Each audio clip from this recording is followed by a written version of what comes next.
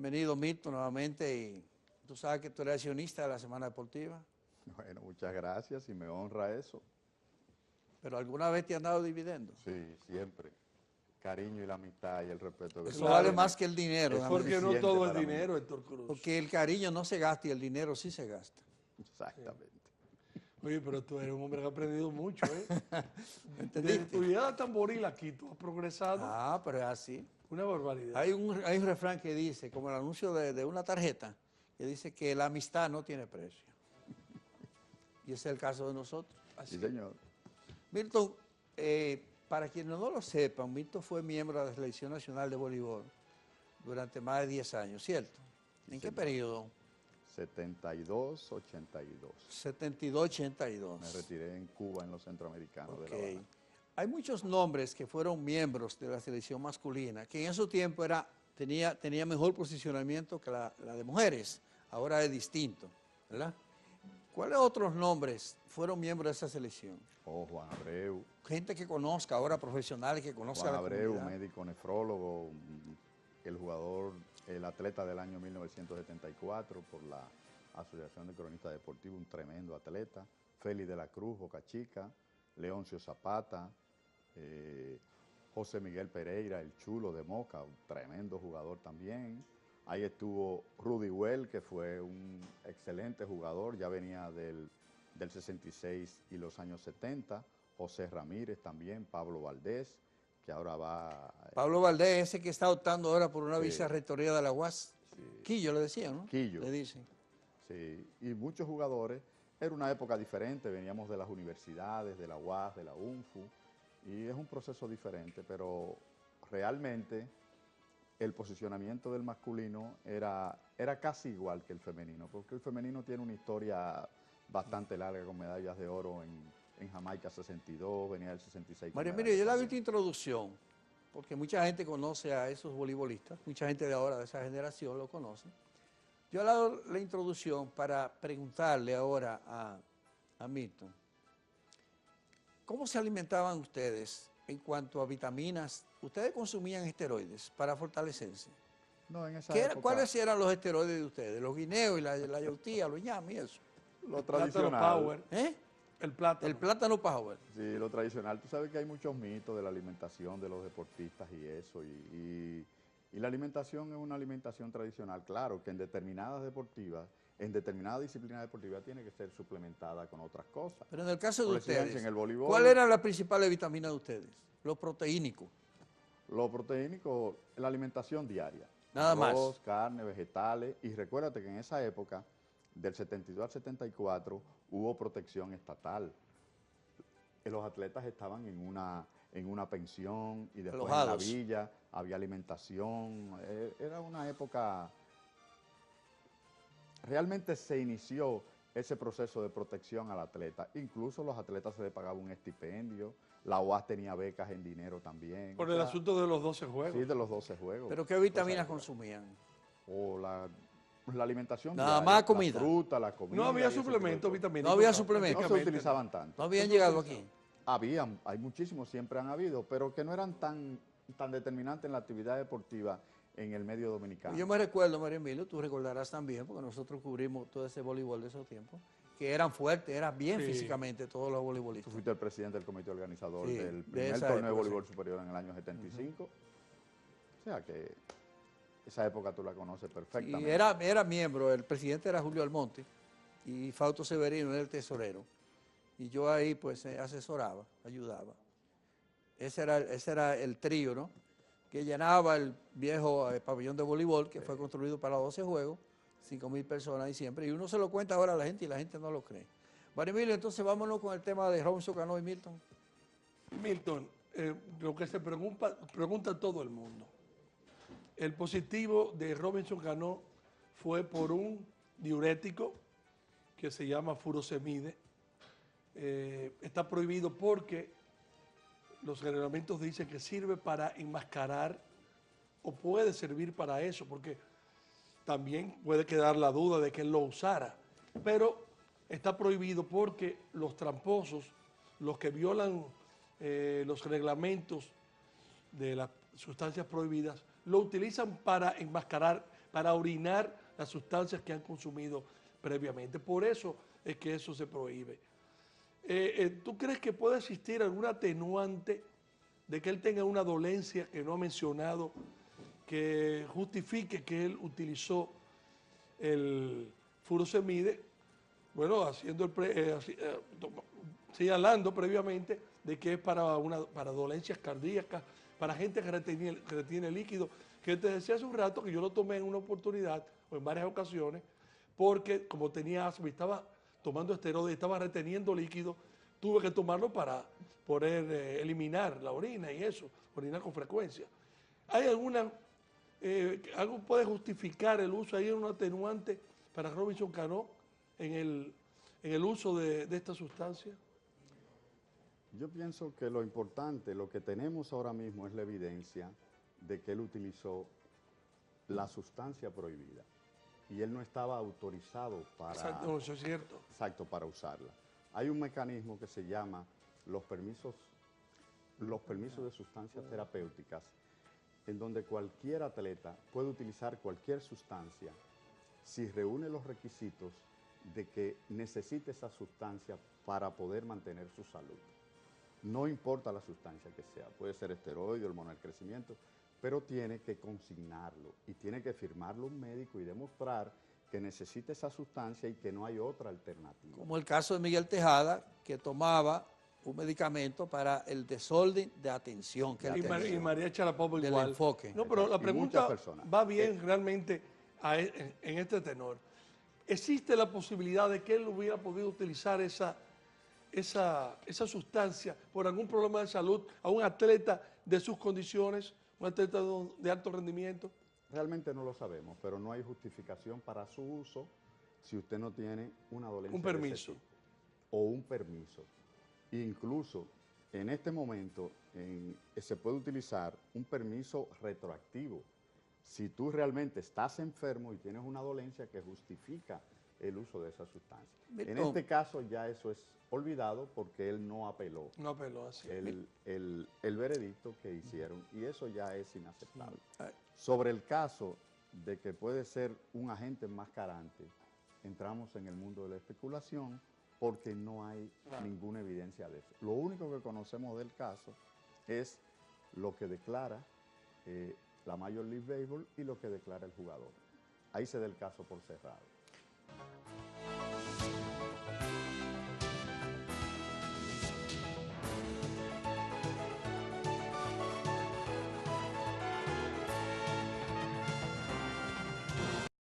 Te quiero preguntar, según tu apreciación en estos tipos de casos, lo que se dice a la prensa, la sanción y el nombre de la sustancia prohibida consumida, ¿hay más cosas atrás que no se dicen, que se esconden para fines públicos? Sí, yo manejo esos casos, o sea, lo que el reglamento establece, es decir, la sustancia, la suspensión y si el atleta tenía alguna justificación.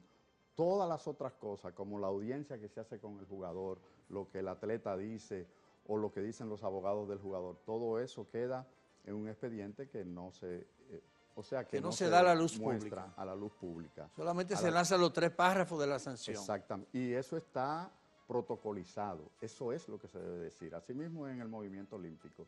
O sea, tú tienes que decir la sustancia, el jugador, cuándo ocurrió y en qué momento. En ese mismo tenor, la gente pregunta siempre, si estaba consumiendo esa sustancia, ¿verdad? Para el asunto para tales fines, si lo acusan de tomar esa sustancia para encubrir consumo de esteroides, lo cual entra en un campo especulativo, ¿tenía tiempo haciendo eso? ¿Tenía años y no había dado positivo? Yo mirando este caso te puedo decir... ¿Existe esa posibilidad? Existe esa posibilidad, pero sí es prácticamente seguro que esas muestras se hacen durante la temporada de invierno. Y eso hace 4 meses, o sea, es que es un proceso que hay que cumplir. En la temporada muerta se En la hizo. temporada muerta. Y yo, lo más importante de este caso, y yo lo dije los otros días, es que viene una situación muy difícil ya hay compañías que trabajan para Major League haciendo muestras de dopaje que vienen a tomar muestras a la República Dominicana. Como vinieron donde Cano. Sí. Como vinieron donde Cano, pero ahora va a ser Y donde otros muchos. mucho más frecuente. Sí. ¿Por qué razón? Bueno, porque las estadísticas te dicen que nosotros tenemos casi un 7% de casos positivos. Son demasiados casos. Entonces, como Major League no tiene injerencia en el medio interno, ¿se entiende? No puede conocer el caso realmente, no tiene jurisdicción sobre la persona que le administró la sustancia, ni dónde la expenden, ni nada de eso. Sí necesita aumentar el control sobre sus miembros, y sus miembros en este caso son los jugadores de béisbol en esa temporada muerta, porque hay una cosa que está establecida: es más fácil consumirla en el país que en Estados Unidos, porque en Estados Unidos hay una reglamentación que es muy difícil. El hecho de, lo único que no me gusta de la declaración es que involucra a un médico dominicano, pero es que no puede involucrar a un médico norteamericano, porque si tú involucras a un médico norteamericano, tiene que decir el nombre, porque la legislación norteamericana sobre uso de sustancias prohibidas es muy diferente a nuestra legislación. Y entonces, ¿tú crees que en la audiencia que se hizo con Major League Baseball, el sindicato, él menciona el nombre del médico dominicano? Parece que no. No creo. Porque No creo. ahí viene también el asunto del manto de dudas, las interrogantes. ¿Por qué él no menciona el médico? No puede mencionarlo. ¿Cuál es la dolencia que él tiene? No sé si ustedes recuerdan. Que justifica el uso de esa sustancia. Mira, yo te voy a decir una cosa. Yo creo Perdón, que hay- Milton, no sé si tú recuerdas que Jorge Polanco, Sí. de Minnesota, cuando lo suspendieron, hace un mes, algo así, también dijo que el trainer de aquí, en Santo Domingo, en San Pedro Macorís, se le había suministrado esa sustancia. ¿Y lo mencionó? No, el nombre no, pero sí dijo que era su trainer en República Dominicana. Yo creo que lo que está alrededor de ese atleta, lo que se conoce el círculo interno, que es en lo que se está trabajando ahora, el dopaje ya no se está, o sea, la prevención de dopaje no se trabaja con el atleta ya. Se trabaja pero en menor escala, porque se ha demostrado en muchos estudios que el círculo interno del atleta es el que tiene más incidencia y más posibilidades de acceso a sustancias que el deportista. Entonces, lo que se está investigando es ese círculo interno. Yo creo que en República Dominicana hay médicos, incluso nosotros tenemos denuncias de que están usando hormonas de crecimiento. Endocrinólogos, en niños, sí. endocrinólogos, y están utilizando muchas sustancias. Pero a una personalidad como Cano, una persona así, yo creo que más tiene que ser una persona que está alrededor de él, que no conoce el caso de las sustancias. O sea, que no tiene la noción de lo que es un diurético. Yo te puedo decir que las sustancias más antiguas son las anfetaminas y los diuréticos. O sea, son cosas muy simples de encontrar en un resultado de laboratorio. Los esteroides son un poco más difíciles, la hormona de crecimiento es todavía mucho más difícil y la eritropoyetina es todavía más difícil, pero los diuréticos son moléculas muy grandes y son muy fáciles de encontrar. Entonces, yo encuentro un poco difícil que un médico, a sabiendas de quién es la persona, porque otra cosa puede ser también que un médico, sin conocer a quién es, haga la prescripción. O sea, Pero acá no lo conoce. no, todo pero el otra mundo. persona puede venir, le solicita una receta de un medicamento sin decirle para quién es. O sea, Bueno, pero el pues, médico, conociendo a un deportista de la talla de Cano, yo creo que tiene que pensar. Es muy difícil que un médico La no gente sepa piensa, que un diurético no sea una sustancia mucha gente prohibida. piensa que todos los peloteros dominicanos consumen esteroides, está la sospecha. consumen sustancias prohibidas y que algunos son descubiertos. Yo pienso que tenemos que la carga de la culpa está ahora mismo sobre el béisbol dominicano. Tú sabes porque un Las 48%, estadísticas te lo dicen. perdón, un 48% de los suspendidos en Grandes Ligas de 2005 De para 2005 para acá. son dominicanos. Eso es increíble. Eso es lo que la gente piensa. Milton, está claro el asunto de que la estructura de control del consumo de dopaje es como una cosa privada de cada quien, que por ejemplo que eso es un caso de MLB y sus academias y sus jugadores, que la estructura dirigencial dominicana, jurídicamente hablando, o lo que funciona aquí, no tiene que ver nada con eso. Sí, yo creo que está muy claro. Y es importante decir lo siguiente, mira, el béisbol es parte de la cultura nuestra. Y el uso de sustancias prohibidas en el béisbol es una subcultura dentro del béisbol. Es una subcultura porque donde quiera que tú vas, usan sustancias prohibidas y nosotros tenemos miles de casos reportados por televisión, reportados por periodistas principalmente. O sea, hay muchos casos en béisbol. Y si uno puede ver ese nivel de beisbolistas de grandes ligas que puede tener una sustancia prohibida, ¿qué será en otros estratos? Pero hay una acusación directa a los dueños de programas que comienzan a apoyar a los jovencitos desde los 12 y 13 años y 14 años cuando lo están preparando, que le comienzan a meter esteroides para fortalecer, para que tenga crecimiento muscular y mejor rendimiento para fines de firma. También desde ahí llevan ese rastro, ¿sí o no? Sí. Y otra cosa. Y ahí entonces las autoridades dominicanas no pueden hacer nada. Claro que sí que hay que hacer y deben hacer. Cerrar esos programas.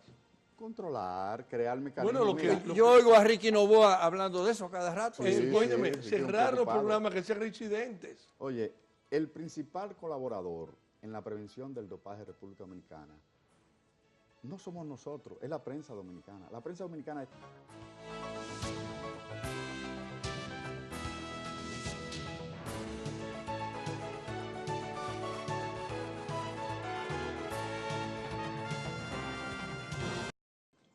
Mira, María Emilio, mira esto, hay un cuadro de los 31, 32 dominicanos, 32 dominicanos de grandes ligas que han sido suspendidos en el programa de MLB, de grandes ligas, no hablo de liga menor.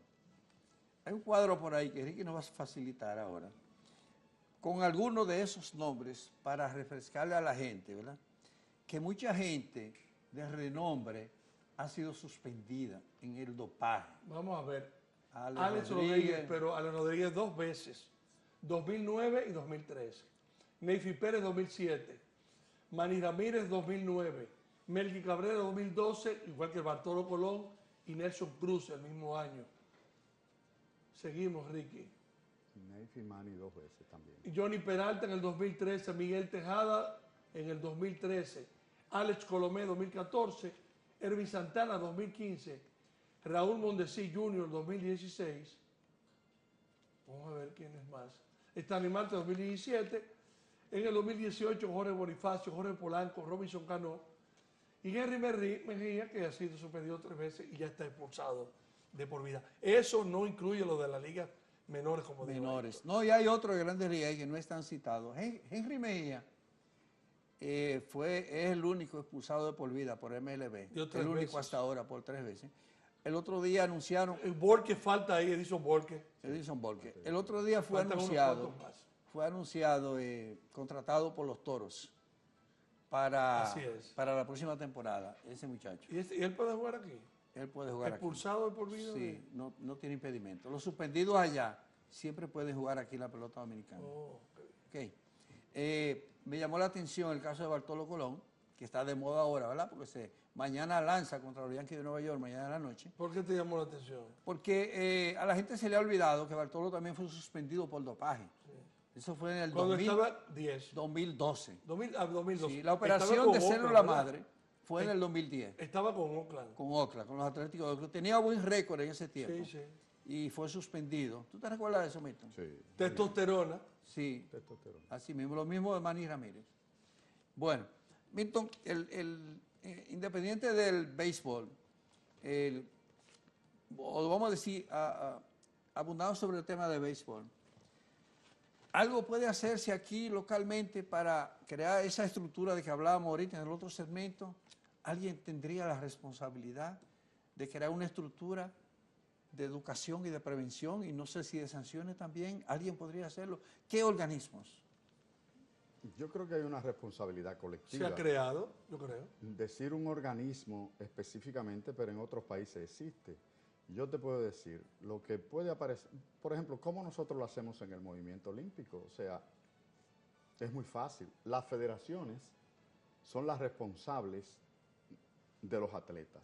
En este caso, por ejemplo, el béisbol, la Federación de Béisbol, nosotros nos mantenemos en contacto permanente. Ya nosotros hablamos para hacer las muestras de los atletas antes de Barranquilla y permanentemente en todos los eventos importantes. El que esté, es más, a mi Tito Pereira es que me llama. O sea, porque hay una preocupación, porque a nivel internacional está muy bien establecido la responsabilidad.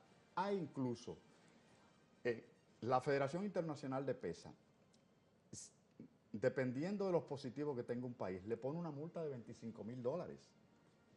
Sí, entonces hay muchos mecanismos para hacerlo. Yo creo que en República Dominicana lo que hay que ver es que tenemos un problema. Si uno no admite un problema, no puede buscar formas de cómo aportarle o solucionarlo. Tú dices en el caso del béisbol No, profesional. en el caso del dopaje. El uso de sustancias El prohibidas dopaje en el para los béisbol atletas, sí. es un problema. Sí. ¿Entiendes? Porque además, en los beisbolistas de Major League, son adultos, pueden decidir eso, pero no estamos mirando la repercusión que tiene que un ídolo de esa dimensión de Cano o de otro pelotero de ese nivel, son ídolos, y por eso impacta al país cuando los casos son así tan lamentables. Ahora, ¿cuántos niños están impactados por eso? ¿Cuántos jóvenes? ¿Cuántos programas hay? Entonces, alguien tiene que trazar una línea de conducta, de educación, de control, pensando en eso. Parecería que el Ministerio de Deporte con el comisionado de béisbol tendría como la responsabilidad directa de ese asunto, de esa iniciativa, ¿no? Y entonces yo creo que esto es un asunto de salud pública. Yo creo que hay varias instituciones que deben tener eso y además crear algún régimen. Si la ley del deporte no está activa, ahí está contenida los artículos de la Agencia Nacional Antidopaje. Hay que crear algún mecanismo que sea también legal. Que tenga un respaldo jurídico. Un respaldo jurídico. Una agencia antidopaje. Consultar con la Procuraduría General de la República, que también son instituciones que pueden aportar.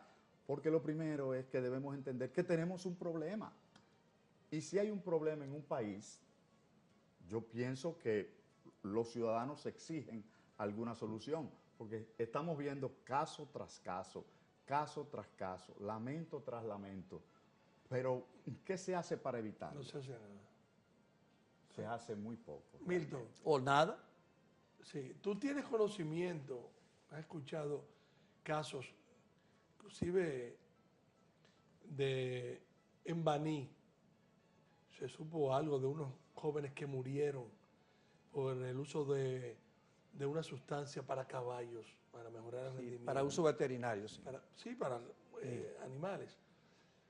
¿Tú conoces algo sobre eso? Porque eso también se ha tratado en una nebulosa que no la entiendo. ¿Ha habido casos que tú conoces de jóvenes que han fallecido o han tenido consecuencias nefastas en su salud por el uso de sustancias prohibidas? Sí, nosotros tenemos casos. Incluso cuando yo decía al inicio del programa que la prensa dominicana ha aportado evidencias importantes. Nuria ha relatado casos importantes de eso en Nizao. Ha entrevistado a la familia y ha hecho varios casos de eso. Sí. No uno. SIN también ha hecho reportajes importantes de eso. Y todos los días la prensa dominicana relata casos de uso de sustancias prohibidas, tanto de uso veterinario como de uso humano. Y realmente hay que entender que un adulto puede tomarla por su libre libertad. Una última preguntita ya para despedirnos, Milton. La sociedad dominicana, del entorno tuyo, ¿cómo recibió lo de Robinson Cano? No te voy a decir que estoy acostumbrado a recibir casos positivos, pero yo creo que es una de las noticias más lamentables del año. Muy lamentable. Es muy lamentable. ¿Tú sabías que la gente lo que aquí... significa. ¿Tú sabías, Mario Emilio, que la gente aquí está enculillada con ese Héctor, caso? Mira, y más que eso, Héctor, hay que cambiar una actitud que tenemos. Yo creo que él merece una segunda oportunidad. Los ídolos, a veces las personas no los quieren perdonar cuando cometen un error. Pero vemos una persona con mucho talento que cometió un error y debemos darle una oportunidad. En los atletas hay que darle su oportunidad como sucede en todas las personas. La gente está enculillada con eso. Bonito término.